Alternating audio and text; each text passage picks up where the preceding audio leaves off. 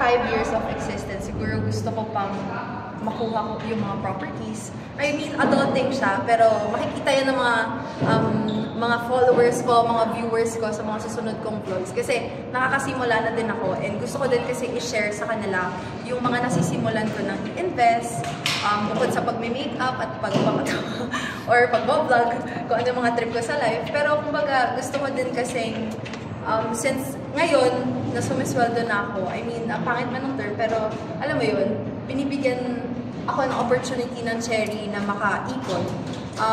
Mas more on, dahil 25 na ako, gusto ko din isipin yung future ko.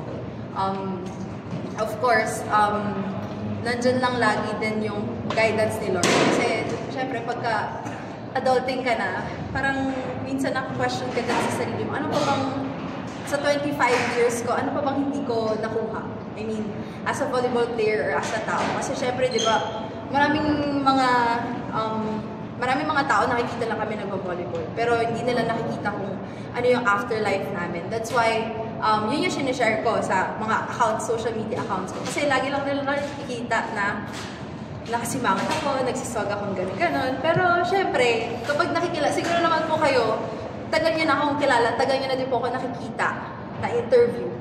At dito, mas kilala nyo pa nga ako. Yung mga ganun. Kasi, kumbaga may mga questions kayo na personal or may mga questions kayong binabato sa akin na napapaisip din po ako na, oo nga, no. I mean, kumbaga, mas nakikilala ko din yung sarili ko sa mga ganong bagay. So, 25 years, super thankful, and 25 years, syempre, under CKF pa din, super happy kasi alam ko, yung itong pagpo-pro ko na to, malaking bagay to na nandyan siya sa tabi ko. And of course, yung mga kasama ko dati pa, mga former teammates ko, and itong bago kong pamilya na Cherry. Kumbaga, hindi nga siya bagong pamilya eh, kasi semi-pro pa lang yung Cherry dati, photon pa siya.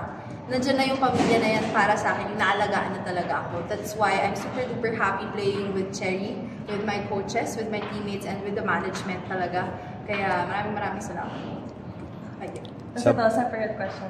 Kung nasa Cherry, syempre isa-strive pagtatrabahuhan na makuha naman yung title, of course. Pero first, podium muna. Yun muna talaga ang magiging goal. Podium first, tsaka tayo, tataas na tataas kapag nandun na tayo sa semis ulit. Ayun po.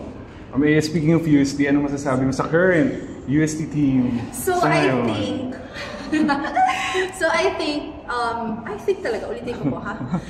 Siyempre, masaya ako sa aking mga babies kasi sinasabi ko sa inyo, mini-miss you man yun. Pero yung heart nila parang ang laki-laki talaga. And masaya ako sa post-Ea Laura era na sinasabi nga nila. Kasi yun yung sinasabi ko na kahit umalis ako, kaya kayo ipaglaban yan. Diba? Hindi kayo papabayaan ng mga batang yan. At for sure, sa bawat sigaw nyo, sa bawat supporter nyo sa UST, nandyan sila para lumaban hanggat kaya nila. And intindihin nyo lang ng mga past few games kasi prelims ngayon sa UST. So, mahalin nyo lang sila.